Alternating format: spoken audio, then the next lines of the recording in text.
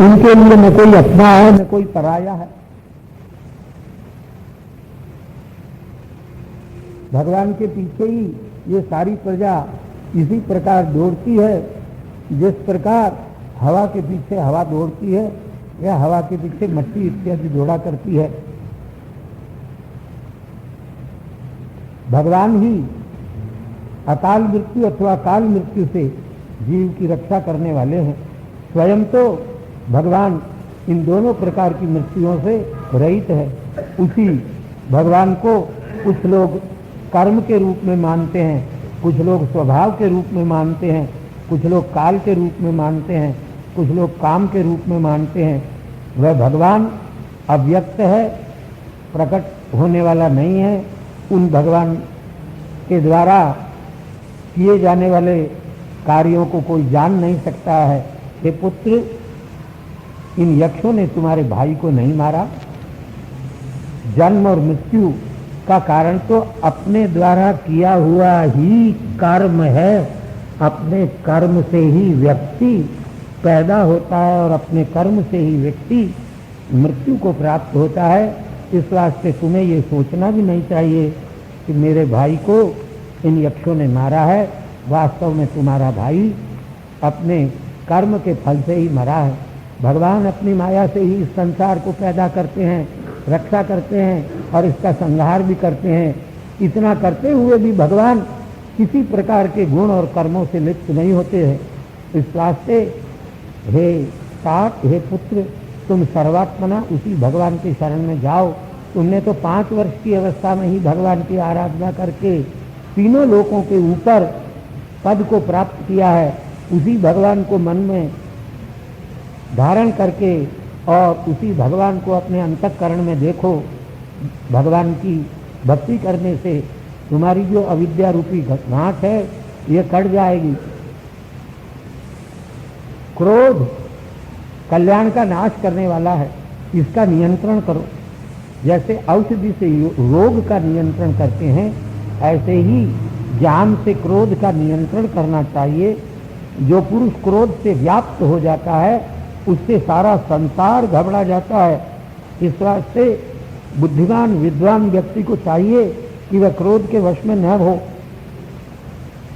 तुमने भगवान भूत भावन शंकर के मित्र कुबेर का अपमान किया, उसके व्यक्तियों को मार करके।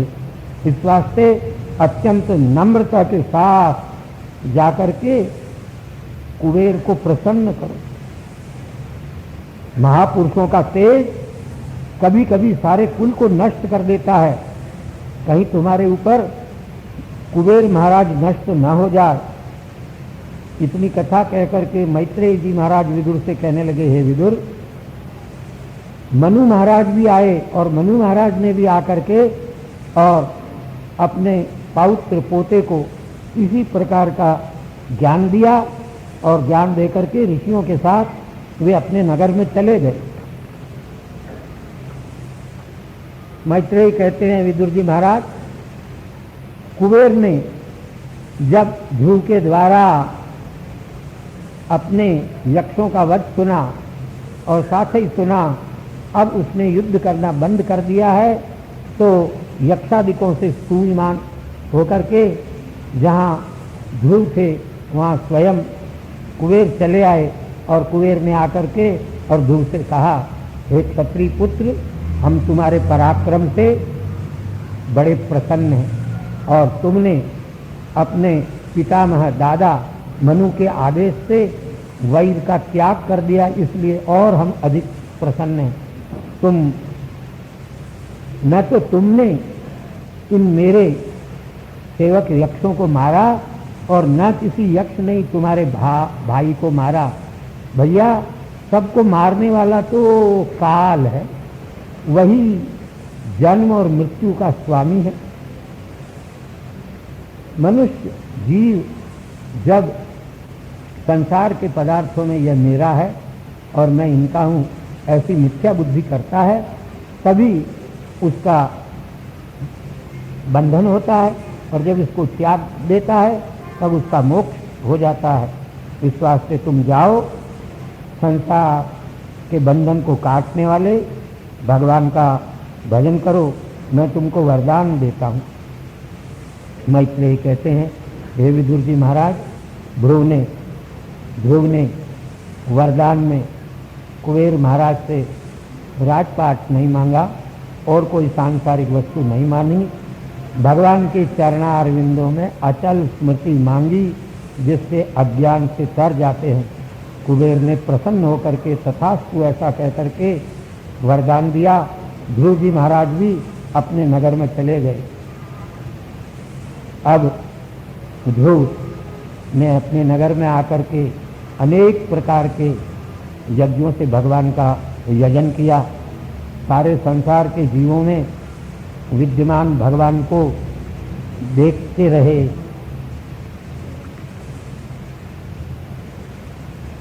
ऐसे अपने स्वामी, अपने राजा, अपने शासक को प्रजा भी साक्षात अपने पिता के समान सम्मान की दृष्टि से देखती थी। 36,000 वर्ष तक इस प्रकार ध्रुव ने अखंड भूमंडल का शासन किया। अनेक यज्ञों से बहुत काल तक संसार के सुखों को भी भोगा और भोग से पुण्य और पाप दोनों को क्षीण कर दिया। इस प्रकार धर्म अर्थ काम का संपादन करके यह सारा संसार भगवान ने अपनी माया से रचित किया है ऐसा मान करके अपने पुत्र को राज्य दे दिया। स्वयं अपने शरीर, पुत्र, पत्नी, मित्र, बंधु बांधव, सारा खजाना और राज, इन सबको नाशवान समझ करके बदरिकाश्रम में भगवान का भजन करने के लिए चले गए। वहाँ स्नान करके आसन पर बैठ करके अपने मन को जीत करके स्थूल शरीर को विराट में लगा दिया और वहीं अपने मन को धारण किया। निरंतर भगवान की भक्ति करते हुए अपने देह गेह का भी उनको स्मरण नहीं हुआ। आकाश से आते हुए विमान को ध्रुव जी महाराज ने देखा। उस विमान के अंदर 4 भुजा वाले श्याम वर्ण के किरीट, हार, अंगद, सुंदर कुंडलों से युक्त भगवान के पार्षद सुनंद और नंद को देखा। भगवान के ये पार्षद हैं, भगवान के सेवक हैं, ऐसा जान करके ध्रुव जी महाराज तत्काल उठे और उठ करके भगवान के पार्षदों को उन्होंने नमस्कार किया। भगवान के पार्षद सुनंद और नंद ने भी भगवान के चरणारविंदों में जिनका चित्त लगा हुआ है और जो हाथ जोड़ करके खड़े हुए हैं, ऐसे ध्रुव से कहा, राजन, तुम्हारे कल्याण का क्या ठिकाना है। 5 वर्ष की अवस्था में ही तुमने भगवान को अपनी तपस्या से प्रसन्न कर लिया। हम भगवान के पार्षद हैं, तुमको उस भगवान के स्थान पर ले चलने के लिए आए हैं। तुमने दुर्जय विष्णु पद को जीत लिया है। 7 ऋषि भी उस स्थान को नीचे होकर के ही देखा करते हैं। जगद्वंद विष्णु पद को तुम अब प्राप्त करो। हे आयुष्मान, भगवान ने यह विमान तुम्हारे लिए भेजा है, तुम इस पर विराज जाओ। मैत्रेयी कहते हैं, ध्रुव ने इस प्रकार की वाणी सुनी, मुनियों को प्रणाम किया और विमान को भी भगवान के को प्रणाम किया। उन दोनों भगवान के सेवकों को नमस्कार किया और प्रकाशक स्वरूप उसी शरीर से उस विमान पर बैठने की इच्छा की। तुरंत मृत्यु आया और यमराज आकर के ध्रुव से कहने लगे, राजन ध्रुव, तुम मेरा अंगीकार करो। ध्रुव बोले, मैं तुम्हारा स्वागत करता हूँ, किंतु थोड़ी देर ठहरो महाराज, भगवान का स्मरण कर देने दो, फिर हम आपके साथ चलेंगे।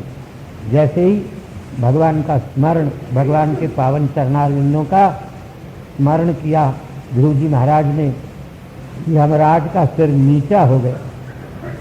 उस यमराज के सिर पर ही पैर दे करके और ध्रुव जी महाराज उस विमान पर चढ़ गए।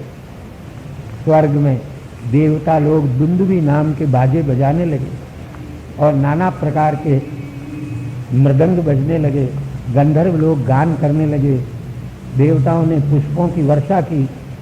स्वर्गलोक में जाते हुए ध्रुव ने अपनी दीन माता का भी परित्याग करके और मैं स्वर्ग में जा रहा हूँ, माता को याद किया। माँ की क्या दशा होगी जिसकी कृपा से मैं इस पद को प्राप्त कर रहा हूँ। लेकिन ध्रुव ने देखा विष्णु के पार्षदों के साथ एक विमान में बैठ करके उनकी माता उनके आगे आगे जा रही। स्वर्ग मार्ग में देवता लोग जिसकी स्तुति कर रहे हैं और जिसके ऊपर पुष्पों की वर्षा कर रहे हैं, ग्रह और मुनियों का भी अतिक्रमण करके ध्रुव उस विष्णु पद पर पहुंच गए, जिस पद की कांति से ये तीनों लोक प्रकाशित होते हैं। आजकल के लोग कितना ही अभिमान करें, लेकिन हमारे शास्त्रों को हम प्रमाण मानते हैं, ध्रुव तक किसी भी मनुष्य की गति नहीं हो सकती। हाँ, जीवित कोई मनुष्य जा सकता है तो भगवान की कृपा से ध्रुव जैसा ही जा सकता है, या जिसने अत्यंत तपस्या की हो, यज्ञ किए हो, दान किए हो, वह भी मर करके ही जा सकता है, इस शरीर से नहीं जा सकता। हर हर महादेव।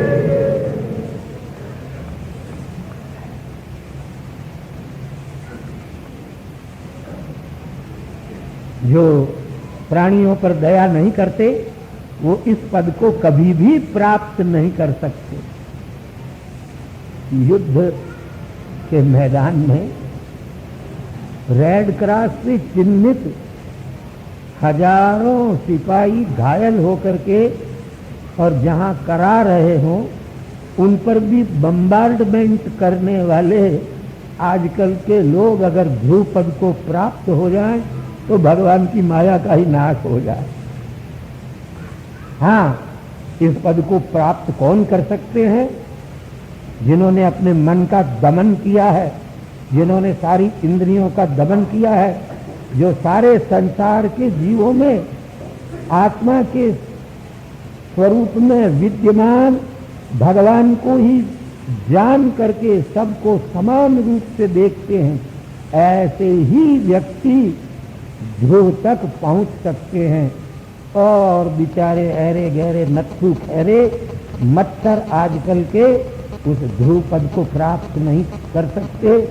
कि कोई बना लिया होगा अपना ध्रुव, ऐसे ही उत्तरी ध्रुव और दक्षिणी ध्रुव कह करके गागारिन चले गए और चले गए क्या मौत के जाल में घुस गए। ध्रुव तीनों लोकों के चूड़ामणि बन गए। मैत्रेय जी महाराज कहते हैं, जिस पद के ऊपर पलक मारने जितनी सी भी देर न लगे, इतनी क्षण तक निरंतर ये ग्रह नक्षत्र और ताराओं का मंडल परिक्रमा किया करता है।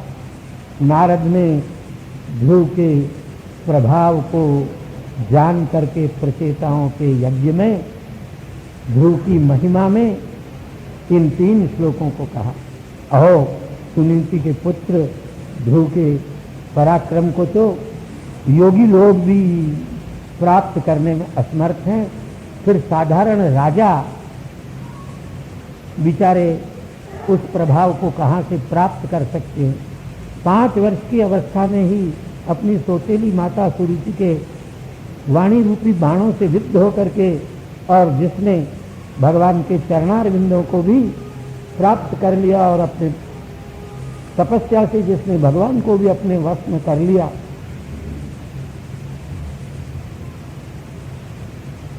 हजारों लाखों करोड़ों वर्ष तक भी क्षत्रिय लोग प्रजा का पालन करके यज्ञ दान करके भी इस पद को प्राप्त करने में असमर्थ ही रहेंगे। मैत्रेय कहते हैं, हे विदुर जी महाराज, तुमने मुझसे जो प्रश्न किए थे, मैंने उन प्रश्नों के उत्तर में ध्रुव का चरित्र तुमको सुना दिया। ये ध्रुव का चरित्र जो सुनते हैं उनका धन धान्य बढ़ता है, यश बढ़ता है, आयु बढ़ता है, उनको स्वर्ग की प्राप्ति होती है और उनके पाप नष्ट होते हैं। और इस ध्रुव के चरित्र को सुनने से भगवान के चरणारविंदों में भक्ति भी उत्पन्न हो जाती है और सब प्रकार के क्लेशों का नाश हो जाता है। और इतना ही नहीं, जो महान बनने की इच्छा रखते हैं उनको महान पद की भी प्राप्ति हो जाती है इस चरित्र को पढ़ने और सुनने से। शील इत्यादि गुण प्राप्त हो जाते हैं। प्रातः काल सभा में, सायंकाल और पूर्णिमा के दिन, अमावस्या के दिन, द्वादशी के दिन, श्रवण नक्षत्र में और सायंकाल के समय व्यतिपात में, जिस दिन तिथि का क्षय हो जाए उस दिन, संक्रांति के दिन, रविवार के दिन जो इस ध्रुव के चरित्र को कहते हैं, सुनते हैं या सुनाते हैं, उनको सब प्रकार की सिद्धि प्राप्त होती है। जो भगवान के मार्ग में जाने वाले के लिए भगवान के तत्व को जानता नहीं है लेकिन भगवान के मार्ग में जाने की तैयारी करता है, देवता लोग उसके ऊपर जरूर कृपा करके भगवान के प्राप्त होने का मार्ग बतला देते हैं। ये ध्रुव का आख्यान मैंने तुमको सुनाया। मैत्रेय जी महाराज विदुर से कहते हैं, जिसने बाल्यावस्था में ही खिलौनों का परित्याग करके अपने माता पिता को के घर को भी छोड़ करके भगवान की शरण प्राप्त की, उस ध्रुव की महिमा को कहने में कौन समर्थ हो सकता है। सूत जी महाराज इतनी कथा सुनाने के बाद नैमिषारण्य में शौनकादि 88,000 महर्षियों से कहते हैं, हे शौनक, मैत्रेय से ध्रुव का चरित्र सुन करके विदुर जी महाराज का मन भगवान की भक्ति से परिपूर्ण हो गया और उन्होंने फिर मैत्रेय से पूछा, महाराज, ये प्रचेता नाम के ऋषि किस वंश में उत्पन्न हुए और कहाँ इन्होंने सत्र का आरंभ किया। नारद बड़े भगवान के भक्त थे, जिन्होंने इन प्रचेताओं को भगवान की पूजन का विधान बतलाया। प्रचेताओं ने नारद महाराज का बड़ा सम्मान और पूजन किया और नारद ने भी प्रचेताओं के सामने भगवान का वर्णन किया। नारद ने उन प्रचेताओं के सामने जिन भगवान की परम पावन कथाओं का वर्णन किया, वे सब कथाएं भी आप कृपा करके हमको सुनाइए। मैत्रेय बोले, ध्रुव के ईदा नाम की पत्नी में उत्कल नाम के पुत्र हुए। पिता के वन में चले जाने पर उन्होंने राज्य की इच्छा नहीं की, क्यों? भगवान में उनकी निष्ठा हो गई थी। वे जन्म से ही शांत मन वाले थे और संसार के सभी पदार्थों से संग रहित हो गए थे, समदर्शी हो गए थे। योगाग्नि से उन्होंने अपने संपूर्ण कर्म, मल और आशयों को दग्ध करके अपने स्वरूपभूत ब्रह्म का ज्ञान प्राप्त कर लिया था। अपने अंतरात्मा में और सारे जगत में भगवान के सिवाय और किसी का दर्शन वो नहीं करते थे। पागल, अंधे, बहरे, अत्यंत उन्मत्त गूंगे की तरह अपने आप को बना करके और संसार में विचरण करते थे। पिता जैसे पुत्र होते हैं भाई, उनकी ऐसी स्थिति देखी, उनके अंदर की बात को तो कोई जान नहीं सकता था। भगवान शंकराचार्य के भी एक अष्टामलक जैसे ऐसे ही सृष्टि हुए थे। मंत्रियों ने देखा ये लड़का तो पागल है, राज के लायक नहीं है, इस वास्ते उनको राजगद्दी पर नहीं बैठाया मंत्रियों ने, वो यही चाहते थे। इस वास्ते भ्रमी नाम की जो पत्नी थी ध्रुव की, उसके पुत्र छोटे को, वत्सर नाम को, उन्होंने राजगद्दी पर बिठा दिया। वत्सर ने स्वर्वीथी नाम की अपनी भार्या में 6 पुत्र उत्पन्न किए, जिनका नाम पुष्पार्ण, तिग्मकेतु, इस, ऊर्ज, वसु और जय है। वत्सर के ज्येष्ठ पुत्र जो थे उनका नाम था पुष्पार्ण। उनकी प्रभा और दोषा नाम की 2 पत्नियां थी। प्रभा के 3 पुत्र हुए, पहला प्रातः सवन और दूसरा मध्यम दिन समन और सायं। दोषा के प्रदोष और निशीष और व्युष्ट नाम के 3 पुत्र हुए। व्युष्ट ने पुष्करिणी नाम की अपनी पत्नी ने सर्वतेजा नाम के पुत्र को उत्पन्न किया। सर्वतेजा ने आकुति नाम की अपनी पुत्री में चक्षु संज्ञक मनु के पुत्र को उत्पन्न किया।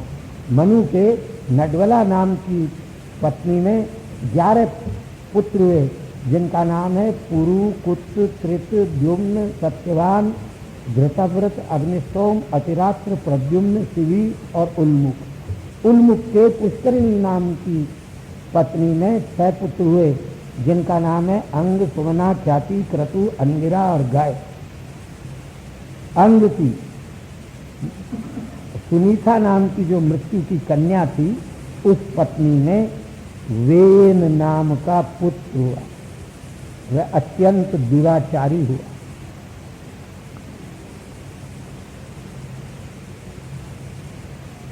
उसके आचरण से दुखी होकर के उसके पिता बेचारे वन में चले गए।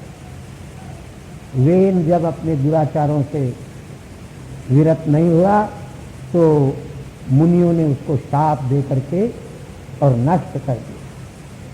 फिर बिना राजा के संसार का रक्षण कैसे हो, ऐसा सोच करके मरे हुए उसके शरीर के दाहिना जो हाथ था उसको मुनियों ने मंथन किया। उसमें से भगवान के अंश से पृथु नाम के राजा पैदा हुए। विदुर कहते हैं, महाराज, अंग नाम के राजा तो बड़े सज्जन थे, उसकी संतान वेन इतना दुष्ट कैसे पैदा हुआ, जिसके कारण पिता बेचारा जंगल में चला गया। और धर्म के जानने वाले मुनियों ने राजा को क्यों शाप दिया? पापी राजा भी यदि प्रजा का पालन करने वाला हो तो प्रजा को उसका अपमान नहीं करना चाहिए। इसलिए मैं वेन के चरित्र को सुनना चाहता हूँ। आप तो सर्वज्ञ हैं, कृपा करके मुझे बताइए। मैत्रेय कहने लगे, एक दिन उस वेन के पिता राजा अंग ने अश्वमेध यज्ञ किया।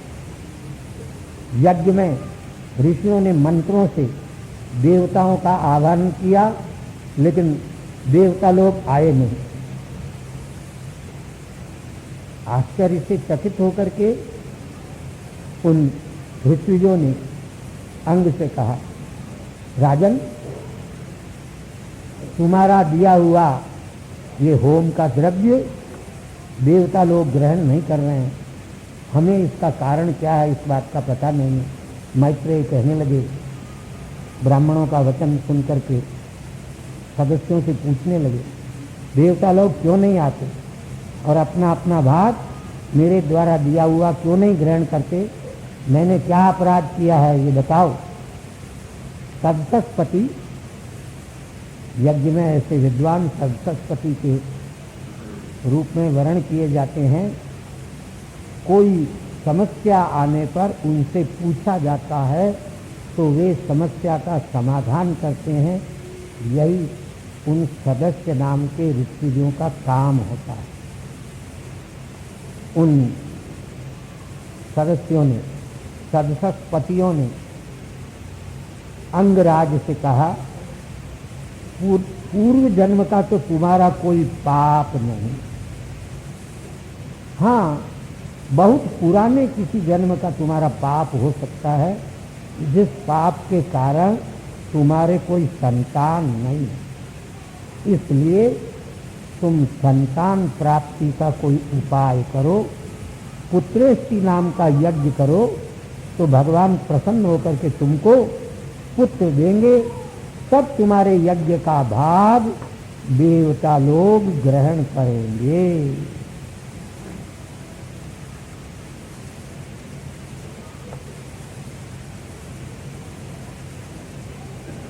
भगवान यज्ञ के द्वारा प्रसन्न होकर के यज्ञ करने वाले को जो जो वे फल चाहते हैं वे देते हैं। ऐसा निश्चय करके ब्राह्मणों ने राजा अंग के लिए, पुत्र की उत्पत्ति के लिए विष्णु देवता पुरोडास का तर्पण किया। फिर तो अग्नि में से स्वर्ण पात्र में एक पायस लेकर के अग्निकुंड से पुरुष खड़ा हो गया। राजा ने ब्राह्मणों की आज्ञा से वो पायस खीर ले ली और उसको सूंघ करके अपनी पत्नी को दे दिया।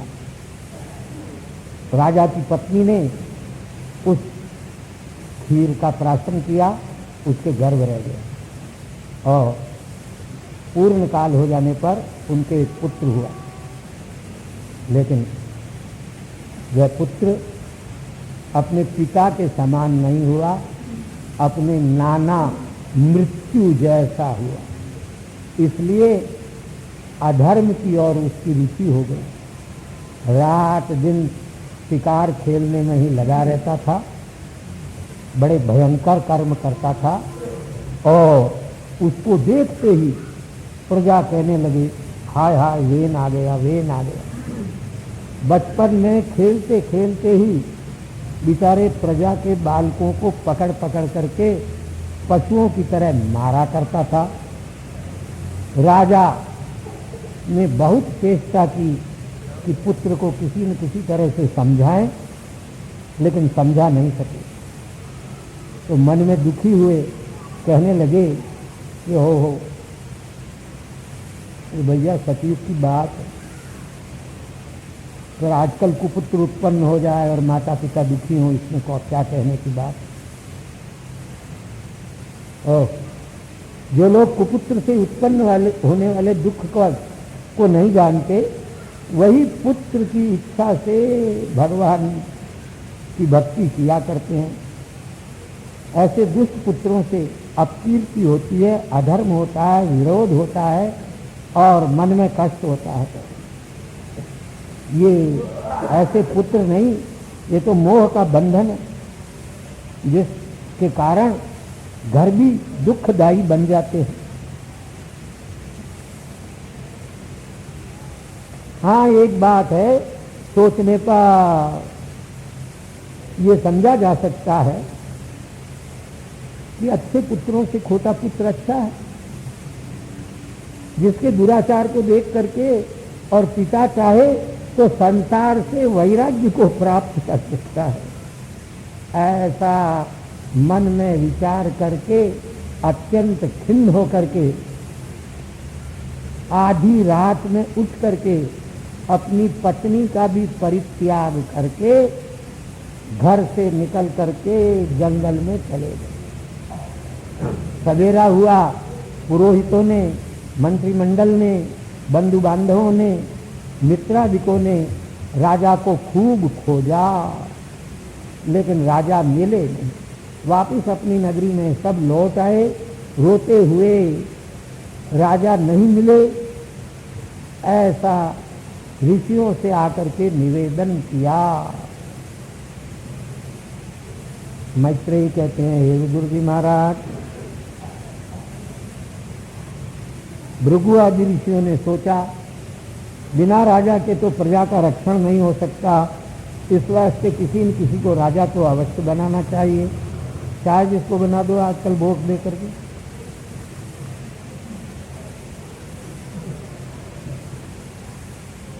इसलिए दुष्ट भी वेन को राज सिंहासन पर बिठा दिया, लेकिन वो ऐसा प्रतापी था,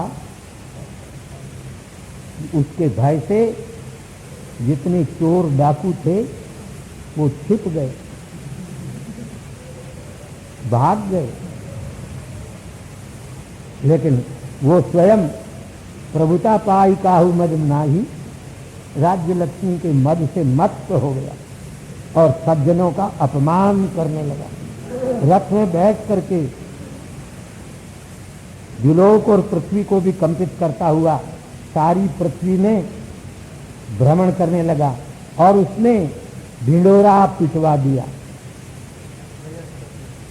न होता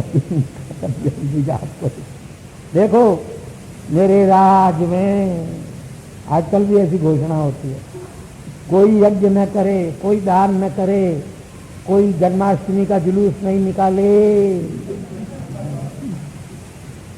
सब प्रकार के धर्म कार्य बंद कर दो, मंदिरों और मठों की संपत्ति छीन लो। मुनियों ने और मंत्रियों ने राजा के इस प्रकार के दुराचार को देख करके और मन में विचार किया, आपस में बात करने लगे, अरे हम तो दोनों तरफ से मारे गए हैं, राजा नहीं बनाते हैं तो चोर डाकू हमको खाते हैं। आजकल तो राजा बनाने पर भी चोर डाकू खा रहे हैं। और हमने जब राजा बनाया तो इसने यज्ञ दान सब बंद कर दिए और मंदिरों और मठों की संपत्ति भी छीन ली। सांप को अगर दूध पिलाया जाए तो जहर ही उगलेगा, ये तो स्वभाव से ही दुष्ट था। अब ये राजा बन करके और प्रजा का ही नाश करने लगा। ऐसे राजा को, मेरे वचन नहीं है भाई आगे की, ये वेदव्यास बोल रहे हैं,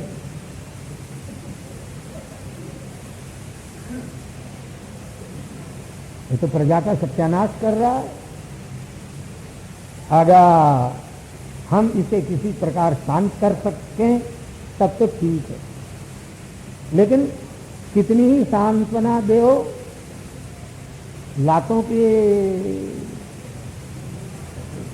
पात्र जो होते हैं वो तो बातों से मानने वाले नहीं, ये हमारी बातें सुनेगा नहीं, चाहे जितने डेपुटेशन ले जाओ, चाहे जितने अनशन कर लो, चाहे जितने जुलूस निकाल लो, इस वास्ते लातों के देव बातों से मानने वाले नहीं। अब तो अपने तेज से इसको भस्म कर देना चाहिए, ऐसा सोच करके सारे के सारे मुनि वे इनके पास चले गए और वे इनसे जा करके बोले, सुनो राजन, हमारी बात यदि तुम सुनोगे तो तुम्हारी आयु बढ़ेगी, तुम्हारी लक्ष्मी भी बढ़ेगी, तुम्हारा बल बढ़ेगा और तुम्हारी कीर्ति भी बढ़ेगी, और नहीं तो जो होना है सो होगा। देखो, प्राणी को चाहिए कि वाणी से और मन से धर्म का आचरण करे। ऐसा करने वाला व्यक्ति संसार में अपने यश को बढ़ाता है। धर्म के नष्ट हो जाने पर राजा भी ऐश्वर्य से भ्रष्ट हो जाता है।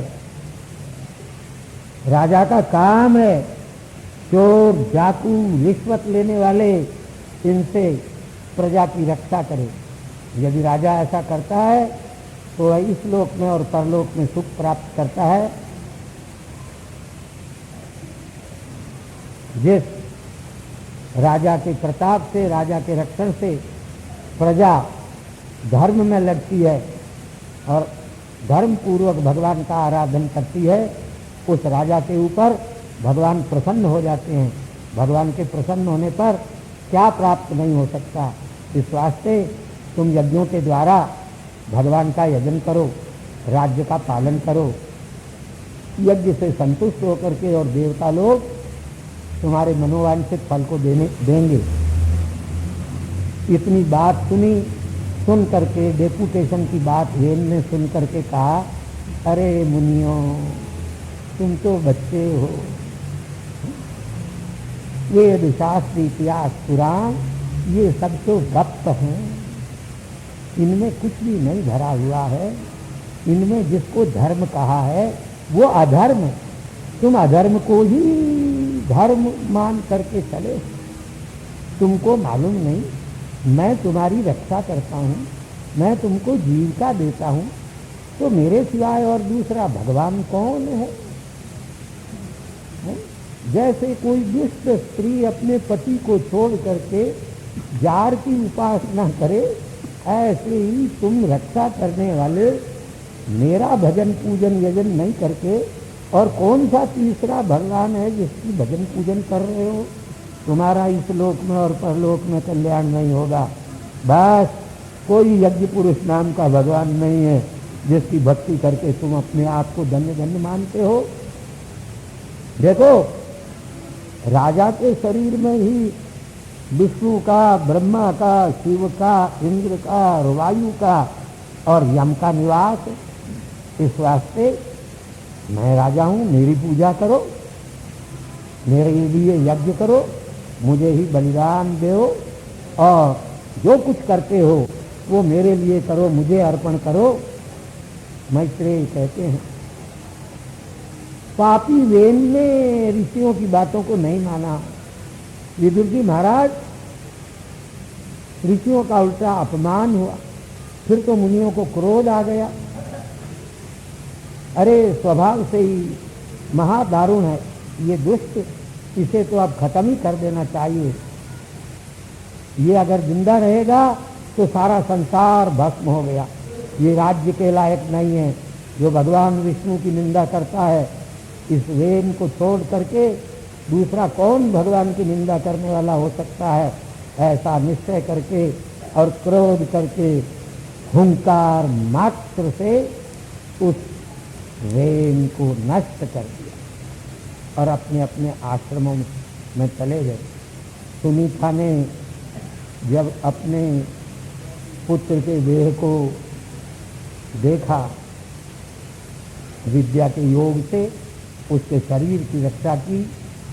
जीव तो था नहीं, बहुत काल तक ऋषि लोग जो है वो सरस्वती के तीर पर रह करके और भगवान की कथा किया करते थे। लोक में भयंकर उत्तान होने लगे, चोरों और डाकुओं के उपद्रव बढ़ गए। ऋषियों ने विचार किया कि ये तो दूसरा अनर्थ उत्पन्न हो गया। चोर लोग हमारे दंड कमंडलू इत्यादि के भी चोरी करके अब ले जाने लगे।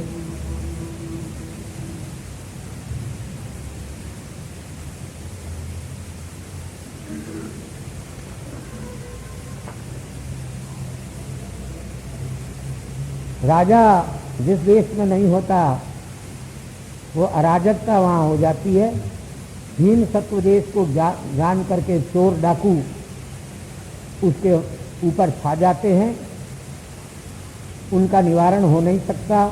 शांत समदृष्टा ब्राह्मण भी दीनों के मुख दीन होकर के और दीनों के मुख की ओर निहारने लगता है, तपस्या भी नष्ट हो जाती है। ये अंग का वंश नष्ट होना नहीं चाहिए, ऐसा सोच करके ऋषि लोग राजभवन में गए। सुनीता जो वेन की माता थी, उसने अपने पुत्र वेन का शरीर नष्ट नहीं होने दिया था। मरे हुए वेन के शरीर का उन्होंने मंथन किया। उसके मंथन करने से कौवे के समान काले रंग वाला नाटा, थोड़ी जिसकी बहुत लंबी है और भुजाएं और पैर जिसके छोटे छोटे हैं, लाल लाल आंखों वाला और लाल लाल केस वाला एक पुरुष उस वेल के शरीर के मंथन करने से शरीर में से पैदा हुआ। हाथ जोड़ करके और वो खड़ा हो गया। महाराज आज्ञा दीजिए क्या करें? ऋषियों ने कहा निषीद, बैठ जाओ। ऋषियों ने क्योंकि उसको निषीद कहा, इस वास्ते वो निषाद जाति का हुआ, जिसका वर्णन आप लोग रामायण में सुनते हैं। सामान्य रूप से जिनको उसके वंश में उत्पन्न होने वाले सब जंगलों में रहने वाले, पहाड़ों में रहने वाले निषाद जाति के लोग पैदा हुए। वो वेन के पाप का हरण करने वाले हुए। फिर इससे तो काम नहीं चलेगा, ऐसा सोच करके फिर ऋषियों ने उस वेन के बाहु का मंथन किया। उसके बाहु के मंथन करने से एक जोड़ा पैदा हुआ, एक स्त्री और एक पुरुष। ये दोनों भगवान के अवतार रूप में पैदा हुए हैं, ऐसा जान करके और ऋषि लोग प्रसन्न हो गए। वो कहने लगे इनमें जो पुरुष है ये साक्षात विष्णु भगवान की कला है, कन्या जो है ये लक्ष्मी की कला है। ये संसार में पहला राजा पृथु नाम का होगा, और ये जो कन्या है ये पृथु की पत्नी अर्ची नाम की होगी। ये लोगों का रक्षण करेगा क्योंकि ये भगवान के अंश से पैदा हुआ, और ये इसकी पत्नी मनसा वाचा कर्मणा तनु मनो धन से इसकी सेवा करते हुए पातिव्रत धर्म का पालन करे। मैत्रेय महाराज कहने लगे, ब्राह्मणों ने इस प्रकार की प्रशंसा की, गंधर्व गान करने लगे, सिद्धों ने पुष्प की वर्षा की, अप्सराएं नृत्य करने लगे, क्योंकि 24 अवतारों में भगवान का एक अवतार है। स्वर्ग में शंख, मृदंग और दुंदुभी बजने लगे। सब देवर्षि, ब्रह्मर्षि इत्यादि वहां आए। ब्रह्मा जी महाराज ने पृथु के दाहिने हाथ में गदा का चिन्ह देखा और चक्र की रेखा देखी। उसके पैरों में कमल का चिन्ह देखा। तुरंत ब्रह्मा जी जान गए कि ये भगवान की एक कला से अवतार रूप में पैदा हुआ है। उसके अभिषेक, उसका जब राज्याभिषेक आरंभ हुआ तो अनेक वस्तु आकर के स्वयं उपस्थित हो गई। सरित, समुद्र और गिरी, स्वर्ग, पृथ्वी ये सब अपनी अपनी ओर से भेंट लेकर के आए। उसका अभिषेक हुआ, सुंदर वस्त्र पहनाए गए उसको, नाना प्रकार के रत्नों के आभूषण उसको पहनाए गए। पृथु अपनी पत्नी के साथ अग्नि के समान सुशोभित होने लगा। कुबेर ने सुवर्ण का सिंहासन दिया, वरुण ने श्वेत छत्र दिया, वायु ने 2 पंखे दिए, धर्मराज ने कीर्तिमयी माला दी, इंद्र ने मुकुट दिया, यमराज ने दंड दिया, ब्रह्मा ने उनको कवच दिया, सरस्वती ने हार दिया, भगवान ने अपना चक्र दिया, लक्ष्मी ने संपदा दे दी, रुद्र ने खड्ग दिया, भगवती दुर्गा अम्बा ने ढाल दी, सोम ने उसको अश्व दे दिए और त्वष्टा ने रथ दिया, अग्नि ने धनुष दिया, सूर्य ने बाण दे दिए, पृथ्वी ने 2 पादुकाएं दे दी, द्युलोक ने पुष्पमाला दी, खेचरों ने नाटक, गीत, वादित्र और अंतर्धान अर्थात जब चाहें तब छिप जाए ऐसी विद्या दी। ऋषियों ने आशीर्वाद दिए, समुद्र ने शंख दिया।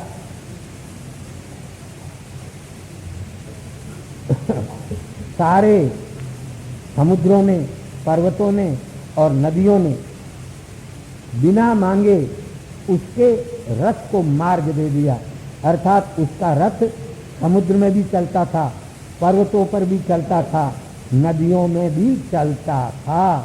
सूत, मागध और वंदी उसकी स्तुति करने लगे। उनको स्तुति करते हुए को देख करके और पृथु हंसते हुए कहने लगे, हे भैया सूत, मागध और वंदियों, ये क्या कर रहे हो?